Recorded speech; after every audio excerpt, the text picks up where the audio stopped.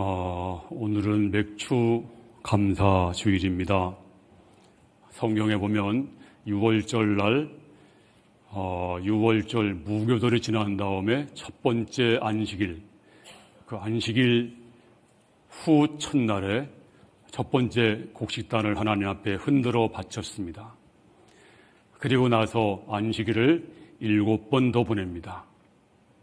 그래서 7번째 보내고 그 다음 날을 7.7절, 왜냐하면 안식일을 7번 보냈다. 그래서 성경에는 7.7절이라고 나와 있고, 그 다음에 안식일을 7번 보냈으니까 7이 49, 그 다음에 50입니다. 그리고 50일째 되는 날이라고 해서 오순절이라고 또 성경에 불려집니다. 바로 이 날이 맥추 감사 주일입니다.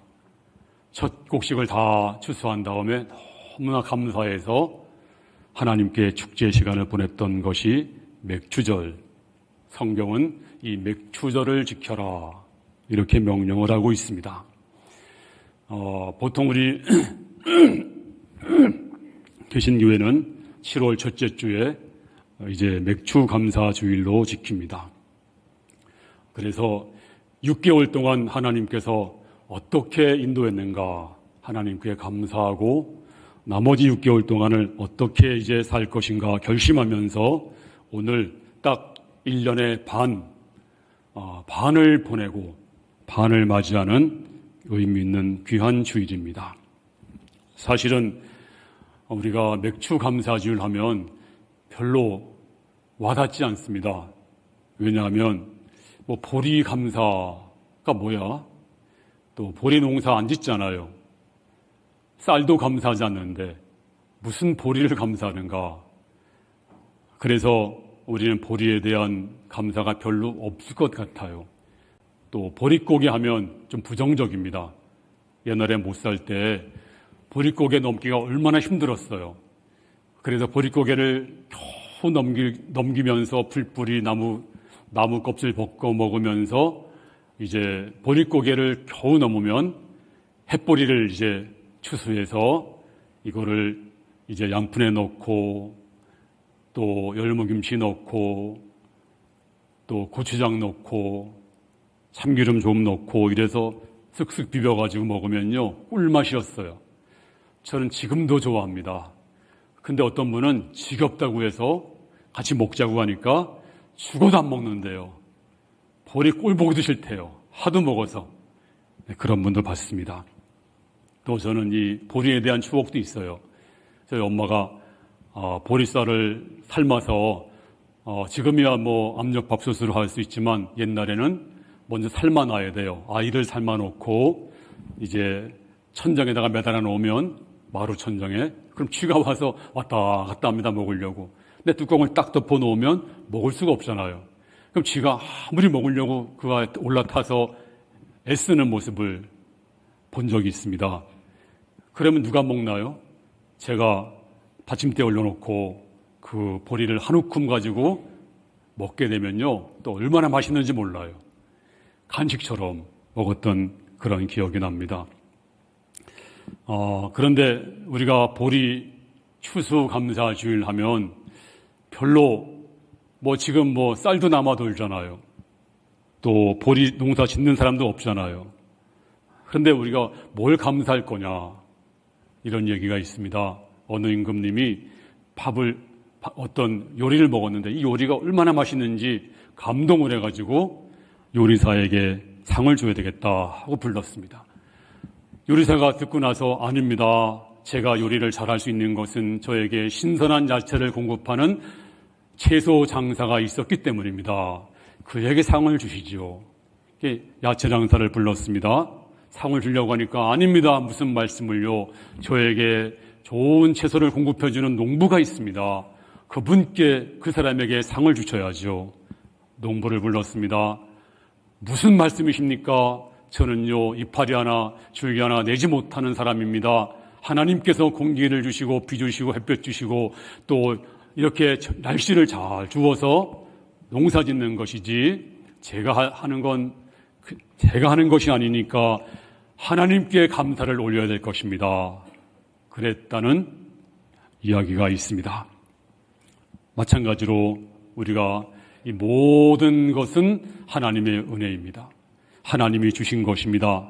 그러므로 우리가 뭘 하든지, 농촌에 살든지 도시에 살든지 보리와 관계없이 모든 걸 감사할 수밖에 없는 것이 우리네인인 것입니다. 그러면 오늘 성경에서 어떻게 감사할 것인가? 자, 오늘 4절 말씀을 보겠습니다. 4절, 본문 4절 성경에 나와 있습니다. 본문 4절 시작. 감사함으로 그의 문에 들어가며 찬송함으로 그의 궁정에 들어가서 그에게 감사하며 그 이름을 송축할지어다. 특별히 감사함으로 그의 문에 들어가며 감사하라. 이 말씀은 성문에 들어가서 감사한 것이 아닙니다. 성문에 들어가기 전에 미리 감사한 것입니다. 그러므로 진정한 감사가 무엇입니까? 진정한 감사는 먼저 감사하는 것입니다. 우리나라 속담에 김칫국을 먼저 마신다, 그런 말이 있잖아요. 마찬가지로 우리가 감사도 미리 감사하는 것이 진정한 감사입니다.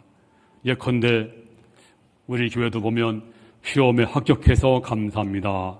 물론 귀한 감사입니다. 그런데 진정한 감사가 뭘까요? 시험장에 들어가기 전에 미리 감사하는 것입니다. 그것이 하나님이 기뻐하시는 감사입니다. 또 어떤 감사는 하나님 취직을 해서 감사합니다. 물론 귀한 감사입니다만, 그런데 취직의 문을 두드리기 전에 먼저 감사하는 것이 하나님이 기뻐하는 감사인 줄로 믿습니다. 어떤 분은 사업이 잘 돼서 감사합니다. 근데 사업을 시작하기 전에 감사하는 것이 진정한 감사입니다. 예배도 마찬가지입니다. 예배도 드리면서 감사하는 것도 귀하지만 예배 드리기 전에 하나님, 이 죄인이 예배를 드리다니요, 이런 기회 주심을 감사합니다. 미리 감사하시기를 바랍니다. 봉사도 마찬가지입니다. 내가 봉사하면서 감사하는 것이 아니라 나 같은 죄인이 어떻게 이렇게 봉사할 수 있는 기회를 주시다니요, 하나님 감사합니다. 찬양대 하면서 감사하는 것이 아니고 하러 나오면서 하나님, 이 부족한 죄인이 찬양을 할 수 있다니요, 하나님 감사합니다. 미리 감사하시기를 주님 이름으로 부탁을 드립니다. 아멘. 좀 작았어요. 그리고 또 우리 봉사하시는 분들도 마찬가지입니다. 하나님, 내가 봉사다니요, 내가 주일학교 봉사다니요, 내가 주방 봉사다니요, 내가 주차 봉사다니요, 이렇게 봉사할 수 있는 기회 주신 것을 감사합니다. 미리 감사하시는 성도가 되시기를 주님의 이름으로 축원합니다. 우리가 왜 감사해야 될까요? 성경에 말씀하시기를 감사는 하나님의 뜻입니다. 자, 데살로니가전서 5장 18절 말씀 시작. 범사에 감사하라. 이것이 그리스도 예수 안에서 너희를 향하신 하나님의 뜻이니라. 우리가 하나님의 뜻이 뭘까? 하나님의 뜻을 구합니다. 하나님 뜻을 보여주세요. 항상 기도하잖아요. 근데 어려울 거 없어요. 감사하는 것이 하나님의 뜻인 줄로 믿습니다. 사도 바울이 두 번째 선교 여행 때 세운 교회가 바로 데살로니가 교회였습니다. 참 모범적인 교회입니다. 믿음의 역사, 사랑의 수고, 소망의 인내가 풍성한 교회이고 환란과 핍박도 잘 이긴 교회였습니다. 근데 사도 바울이 가만히 보니까 한 가지가 부족했어요. 뭘까요? 감사가 부족한 것 같은 느낌을 받았습니다. 그래서 오늘 성경에서 범사에 감사하라. 만약에 이 교회가 정말로 감사를 많이 했더라면 사도 바울이 이 말씀을 쓸 필요가 없어요. 근데 감사가 좀 부족했기 때문에 아마도 이 말을 쓴 것으로 지치게 됩니다. 그래서 범사에 감사하라. 범사가 뭘까요? 모든 일, 어떤 것, 어떤 상황, 그리고 모든 환경, 모든 현재, 과거, 미래, 불행도 슬픔도 고난도 사고도 건강도 질병도 모든 것이 범사입니다. 그러니까 범사에 감사하라. 이 말은 어떤 상황, 어떤 형편, 불행이든 평안이든 질병이든 건강이든 고난이든 사고든 어떤 경우를 만나더라도 감사하라. 바로 이것이 하나님의 뜻이니라. 아니 목사님, 그거 너무한 거 아닙니까? 우리 인간입니다. 인간. 하나님은 뭐 그렇다고 치더라도 우리 인간인데 그 어떻게 그 감사할 수가 있어요? 어떻게 나무 얘기하듯이 그 불가능합니다. 이상적이지 가능하지 않습니다. 네, 이렇게 말씀하시는 분도 있습니다. 근데 이상하게도요, 이 뜻에 순종하다 보면 이상할 만큼 그 불평이나 원망 이런 것들이 감사로 변하면 놀라운 복으로 변합니다. 한번 시험해 보세요. 근데 우리가 말은 쉽죠. 아니 어떻게 그럴 수가 있어요? 뭐 좋은 건 감사하지만 어떻게 사고나 불행이나 질병이나 이런 것들을 어떻게 감사해요? 예를 들어 오랜 지병에서 있는 사람이 아무리 기도해도 낫지 않습니다. 그런 사람한테 감사하세요 하다 보면 쉬운 말인가요? 또는 장애를 둔 부모에게 정말 어렵게 하루하루 고통 가운데 살고 있습니다.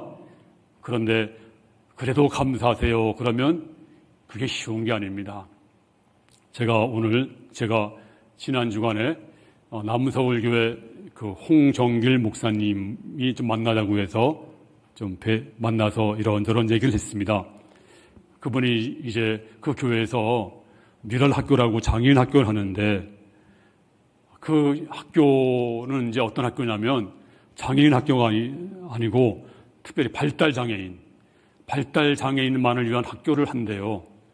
근데 발달 장애인은 다 그런 건 아니지만 거의 많은 그 장애인들이 그 정을 주면 아무리 성을 주고 사랑을 주어도 느끼지 못한대요. 가슴이 냉랭하대요.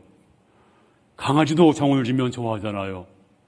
근데 발달 장애인은 이상하리만큼 아무리 정을 주고 사랑을 쏟아도 전혀 느끼지 못하고 냉담해서 어릴 땐 괜찮은데 저 살아서 성인 되면 그 다음부터는 이 아이가 폭발해서 부모가 말아 죽은 부모가 한둘이 아니래요. 그 아이가 때리기 시작하면 부모는요, 아무 집에 없으면 그 아이는 뭘 못 느끼니까 절제가 안 되는 겁니다. 멈추지 않는 겁니다. 그럼 부모가 죽어도 때린대요. 다 죽었는데 때린대요. 그래서 이걸 몇 차례 보고 나서 이 목사님이 정부에다가 아무리 하소연해도 정부에서는 뭐 발달 장애인이나 뭐 지체 장애인이나 똑같은 장애인 아닙니까? 해서 더 이상 뭐 대책이 없다는 거예요. 그게 너무나 작은 목소리이기 때문에 들리지 않고, 그래서 힘없는 부모는 한계를 느끼고 이거 누가 책임을 져야 되느냐? 그러면서 이건 교회가 책임을 져야 됩니다. 그래서 교회가 이 일을 해야 됩니다. 하고 하소연을 하는데, 오늘 제가 2부 때 그 설교 왔더니 우리 그 집사님이 저를 만나더니 목사님 그 미랄 학교는 제가 지었습니다. 제가 그 학교를 짓는데 제가 다 짓고 그리고 관여도 했습니다. 하고 이제 지금도 가끔 뭐 가기도 하고 뭐 그런다고 얘기를 해요. 그래서 참 세상 넓고 좁구나. 근데 문제는 정부도 손 떼고 있고 그 부모 혼자 매년마다 죽어나가고 그 아기를 어떻게 할 거냐. 학교에서 가르쳤는데 그 다음에 대책이 없다는 거예요. 근데 그 부모에게 항상 감사하세요. 감사가 되나요? 또 부도 직전 사업가에게 그래도 감사하세요. 쉬운 일이 아닙니다. 피치 못할 사정으로 가족 중에 누가 수감 중에 있습니다.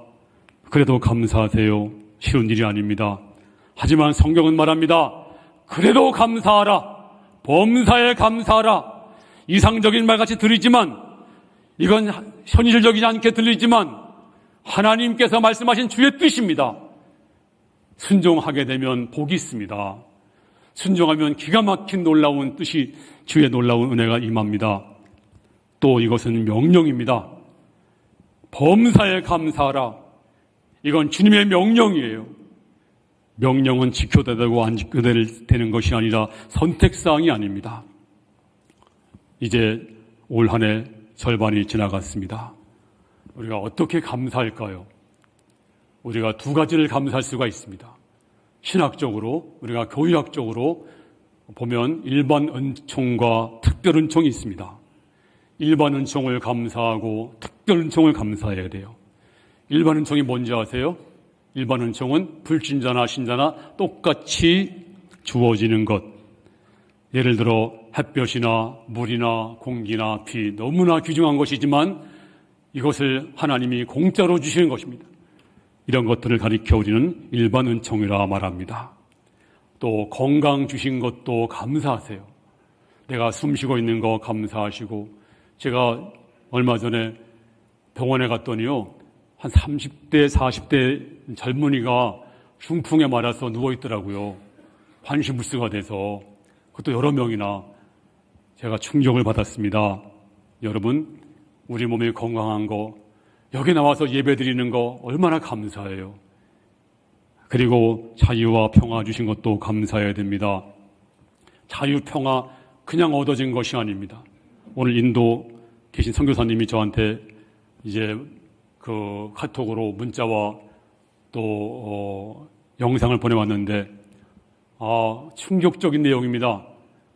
북인도에서 그냥 교회를 막 때려 부수는, 합법적으로 정부에서 허가받은 사람들이 다 때려 부수고 예수 믿는 사람을 그냥 죽이는 뭐 그런 그 장면을 그냥 보여주고 있는데, 실질적으로 보여주는데 막 그냥 뭐 춤추고 그냥 광란의 그 모습들이 그냥 다 찍어서 배포하고 있더라고요.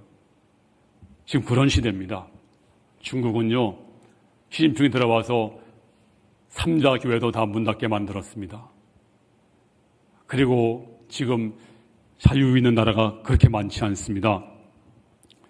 우리가 이 평화 누리는 거, 우리나라도 조선왕조 500년 중국의 속국이었습니다. 사실은 해마다 조공 바치고 왕 되면 가서 허락을 받아야 되고, 그러다가 한 번은 승질 나가지고서 중국에 대항한 적이 있었어요. 한번 벗어나려고 하다가 인조왕 때 저 홍타이지에게 청나라 얼마나 수모당했, 엄청난 굴욕, 3전도 수모당했잖아요. 왕이 한 번도 중국에 벗어난 적이 없습니다. 벗어나려고 막 할 때 또 일본에게 36년간 찬탈을 당하고, 지금 자유 누린 지가 불과 몇십 년밖에 안 돼요, 우리나라가. 근데 이거 우리가 감사할 줄 몰라요. 지금 우리가 자유 누린 지가 얼마나 됐습니까? 근데 우리가 항상 자유가 있는 것처럼 착각하고 살아요. 정말 감사할 일입니다. 지금도 북한 동포들은 자유가 없습니다. 지금도 우리나라 사람 가운데서도 여러 가지 사정으로 자유를 누리지 못하는 사람들이 얼마나 많습니까? 또 일용할 양식 주신 거 감사하고요. 지금 살 뺀다고 해서 지금 얼마나 많은 사람들이 지금 애쓰고 있어요. 근데 여기 감사할 줄 몰라요. 또 살 집 있는 거, 월세라도 있는 게 얼마나 감사합니까? 어제 TV 보니까 저 미국 LA에 집 없는 사람들이 수만 명입니다. 차에서 사는 사람들, 길거리에서 사는 사람들이 LA에 그 세계 최고의 강대국, 제일 잘 사는 나라가 그 문항입니다. 우리가 이렇게 살 집이 있다는 거 감사하고, 그리고 지금 각가지 사고, 재난 얼마나 많습니까? 사고로 수만 명이 죽었다. 지금 재난으로, 그리고 태풍으로, 지진으로 수천 명, 수만 명이 죽었다. 홍수로 지금 지구촌 곳곳에서 재난이 일고 있는데요. 먼 나라 얘기가 아닙니다. 지금 전쟁으로, 우리나라도 불과 몇십 년 전에 전쟁으로 300만 명이 죽었잖아요. 근데 우리가 이걸 모르고 있습니다. 먼 나라 얘기가 아닙니다. 그러므로 지금 우리가 누리고 있는 거 얼마나 감사합니까? 이렇게 평안하게 예배 볼 수 있는 거 얼마나 감사해요. 아니, 감사가 느끼지 않나요? 그러면 느끼지 않는데 냉랭한 가슴을 치면서 회개해야 됩니다. 시편 127편 1절 시작. 집을 세우지 아니하시면 세우는 자의 수고가 헛되며 여호와께서 성을 지키지 아니하시면 파수꾼에 깨어 있음이 헛되도다. 2절 너희가 일찍 일어나고 늦게 누우며 수고 떡을 먹음이 헛되도다. 그러므로 여호와께서 그의 사랑하시는 자에게는 잠을 주시는 도다. 할렐루야. 주님이 여러분을 지켜주시는 줄로 믿습니다. 그러므로 감사하는 자에게 감사가 더할 줄로 믿습니다. 그럼 일반 은총이 그런 것이 있고요. 그 다음 특별 은총이 뭘까요? 특별 은총은 믿는 자는 불신자는 제외하고 믿는 자만 주시는 특별한 은총. 뭐가 있을까요? 나를 선택하여 하나님 백성 삼아 주시고 또 여러분을 자녀로 삼아 주실 뿐만 아니라 예수의 보혈의 피로 여러분을 깨끗하게 씻어서 그래서 죄를 용서해 주시고 그리고 성령을 보내주어서 이제 성령을 하나님 믿게 해주시고 영생을 주시고 천국을 소망케 하시고 천국을 주신 것, 이것이 얼마나 감사합니까? 특별한 은총, 바로 저와 여러분이 받은 것입니다. 이것을 감사할 수 있기를 바랍니다. 근데 감사거리가 없다. 이건 너무나 내 가슴이 냉랭한 것입니다. 그러므로 이 시간 깨닫고 진정으로 감사하는 성도 되기를 주 이름으로 축원합니다. 어느 성도가 이런 글을 썼습니다. 감사의 조건들이란 글인데요. 제가 읽어보겠습니다. 하나님, 병들게 하심을 감사합니다. 내 약함을 깨닫는 귀하가 되었기 때문입니다. 나를 고독의 수렁에 버려진 채로 살게 하심도 감사합니다. 주님과 가까워지는 기회가 되었기 때문입니다. 내 계획한 일들이 틀어져 안 된 것도 감사합니다. 저의 교만이 꺾이는 기회가 되었기 때문입니다. 먹고 사는 것이 힘겹게 느껴지게 하심도 감사합니다. 눈물의 빵을 먹는 심정을 이해할 수 있었고 영원한 삶을 사모하는 기회가 되었기 때문입니다. 모든 것을 감사했더니 나중에 더 감사하는 자가 되더라. 그렇습니다. 우리 갈보리교 성도님들은 좋은 것만 감사하는 것이 아니라 모든 것, 범사에 좋은 것도 안 좋은 것도 눈물도 고독도 외로움도 슬픔도 모든 것도 하나님의 뜻이 있겠지. 그리고 감사로 이겨나갈 때 이 모든 것이 이번에서 기쁨이 될 줄로 믿습니다. 춤이 될 줄로 믿습니다. 하나님의 기쁨과 영광이 될 줄로 믿습니다. 그래서 하나님 앞에 영광 돌리는 귀한 성도가 되기를 주 이름으로 축원합니다. 언젠가 제가 몇 번 간증한 일이 있습니다만 저 독일의 벤자민 슈몰크 목사님, 이분이 주일날 설교하고 있는데 갑자기 문이 열리면서 목사님 큰일 났습니다. 사택에 불이 났습니다. 교인들이 막 나가려고 하니까 목사님이 제지합니다. 예배는 거룩하게 드려야 됩니다. 앉으십시오. 그리고 예배를 다 마치고 사택에 가보니까 제만 남았습니다. 연기만 모락모락 납니다. 근데 있어야 할 두 아들이 없는 거예요. 이제 잿더미를 헤치며 찾다가 두 아들이 엉켜서 택한 바퀴 타 죽어 있는 모습을 보게 됩니다. 목사님이 너무 놀라서 두 아들을 와락 안는 순간에 어떤 폭파물이 터지면서 목사님의 두 눈을 덮칩니다. 목사님은 한 손으로 흘리는 피를 막고 한 손으로는 두 아들을 끌어안고 이제 하나님께 기도하기를 시작합니다. 많은 분들이 목사님을 병원으로 모시고 가려고 했는데 뿌리치고 거기서 잿더미 위에서 기도합니다. 하나님, 내가 목사가 아닙니까?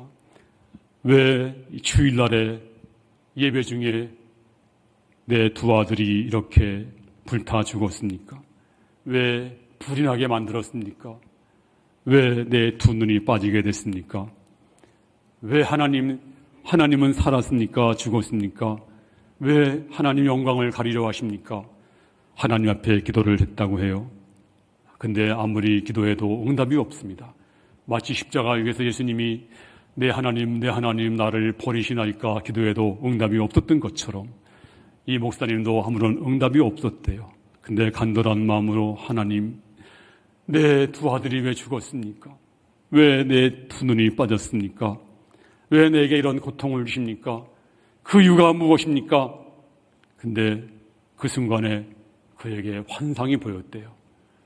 마음속으로 주님이 십자가 위에서 피를 툭툭 뚝뚝 흘리시는 모습을 보면서 갑자기 이 목사님이 무릎을 꿇고 기도하기를, 주여, 이것도 주의 뜻이라면 주의 뜻대로 하겠습니다.